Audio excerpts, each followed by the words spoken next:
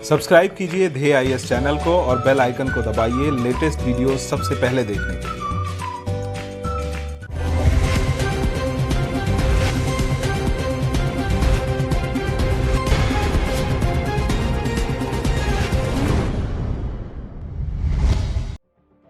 हाल ही में देश में लाए गए 3 कृषि कानूनों का विरोध जारी है।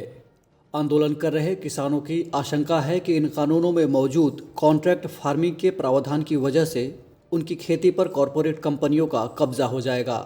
डीएनएस में आज हम आपको कॉन्ट्रैक्ट फार्मिंग के बारे में बताएंगे और साथ ही समझेंगे इससे जुड़े कुछ दूसरे महत्वपूर्ण पक्षों के बारे में भी।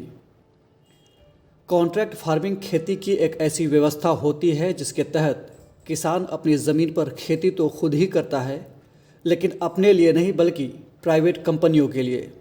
इसमें प्राइवेट कंपनियां किसानों के साथ कॉन्ट्रैक्ट करती हैं और इस कॉन्ट्रैक्ट में सारी शर्तें पहले से ही तय हो जाती हैं, जैसे कि फसल की कीमत क्या होनी चाहिए आदि। इसके बाद खेती में प्राइवेट कंपनियां पैसा लगाती हैं और फसल के उत्पादन के बाद ये कंपनियां सारा अनाज पहले से तय कीमतों पर किसानों से ख़रीद लेती हैं। कॉन्ट्रैक्ट फार्मिंग के कई फ़ायदे होते हैं।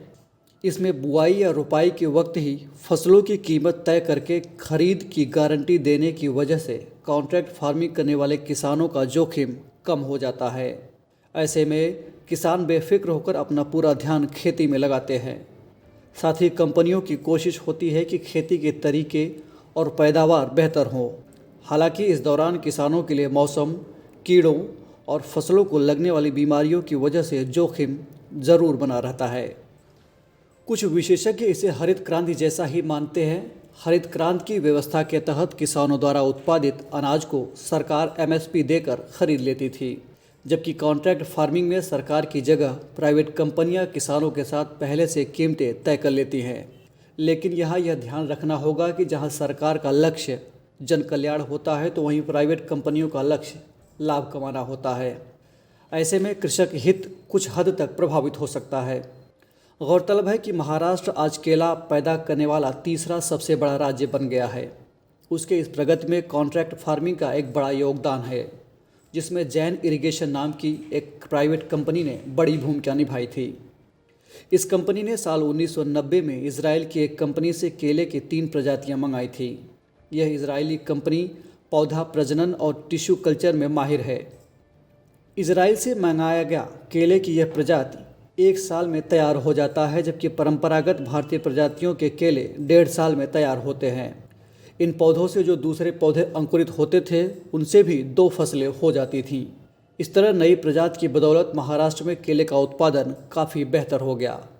जहां एक तरफ इस व्यवस्था के तमाम फ़ायदे हैं तो वहीं इसकी कुछ खामियां भी हैं। मसलन इस व्यवस्था के तहत बड़े खरीदारों के एकाधिकार को बढ़ावा मिलने की संभावना है। साथ ही कम कीमत देकर किसानों के शोषण का डर, सामान्य किसानों के लिए इसकी जटिलता और छोटे किसानों को इसका कम फ़ायदा मिलने की उम्मीद आदि ऐसे दूसरे मुद्दे हैं जिसको लेकर किसान परेशान हैं।